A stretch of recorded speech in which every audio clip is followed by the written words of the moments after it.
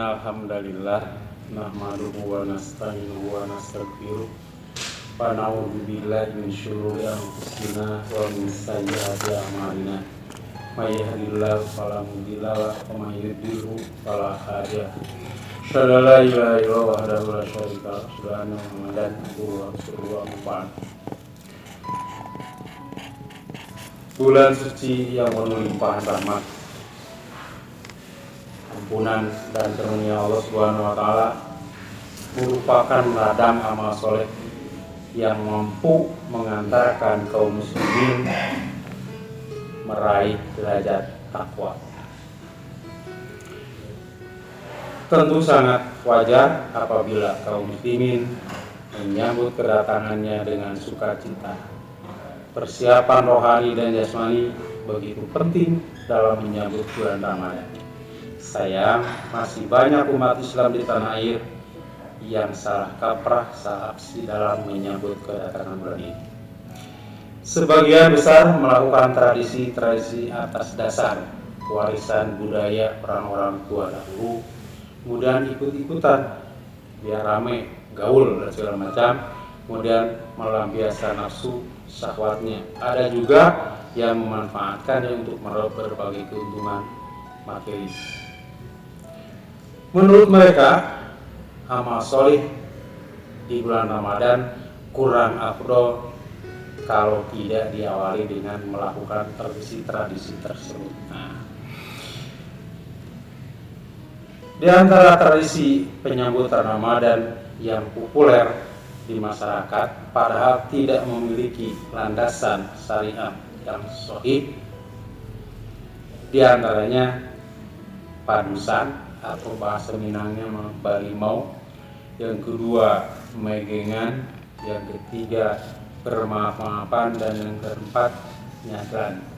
Padusan, adus, mandi, sebenarnya praktisnya atau sederhananya tindakan mandi dengan maksud penyucian diri agar dapat menjalankan peribadahan di bulan Ramadan dalam kondisi suci. Untuk meraih takwa itu lebih baik katanya. Adus atau keramas sebenarnya hanya menghilangkan hadas besar atau hadas kecil.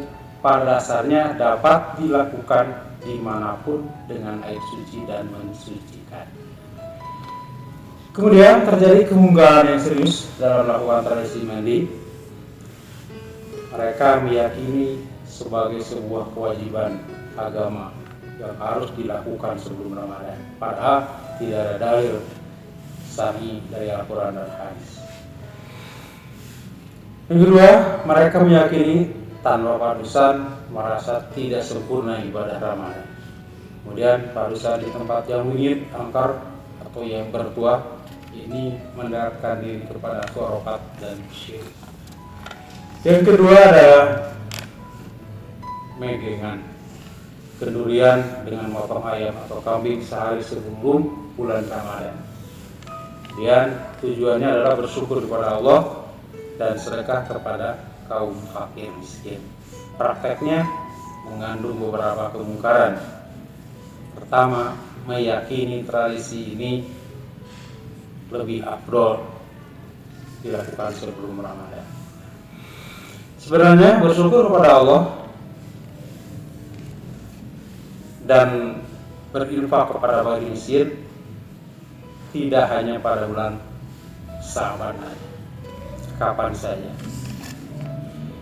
Dan bersyukur kepada Allah Subhanahu wa taala dan bersedekah kepada kaum fakir miskin diperintahkan oleh Islam kapanpun dan dimanapun. Namun Islam tidak memberi persyaratan harus menyembelih ayam, memotong kambing dan lain-lain pada akhir bulan Sya'ban.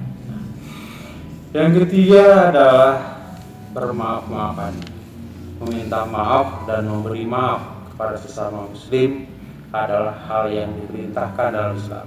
Namun meyakini tradisi maaf-maafan sebagai ritual yang mesti dilakukan sebelum tibanya bulan Ramadan demi menggapai kesempurnaan ibadah di bulan Ramadan adalah keyakinan yang keliru dan mempersempit dan dari keluasan agama Islam. Yang keempat adalah nyadran. Dan berziarah pada umumnya, nyadran dilakukan pada kuburan tokoh-tokoh masyarakat yang sangat dihormati. Tapi sekarang sudah berubah, nyadran itu pada kuburan-kuburan ataupun kuburan keluarga dan tetangga. Caranya mempunyai 3 sesajen, diantaranya 3 macam bunga, membakar kemenyan, dan membawa makanan. Tidak diragukan lagi bahwa ziarah ke makbarah orang tua dan kerabat termasuk ajaran Islam. Barangkali itu yang bisa disampaikan, mudah-mudahan bermanfaat. Rabbana atina fid dunya hasanah wa fil akhirati hasanah wa qina adzabannar.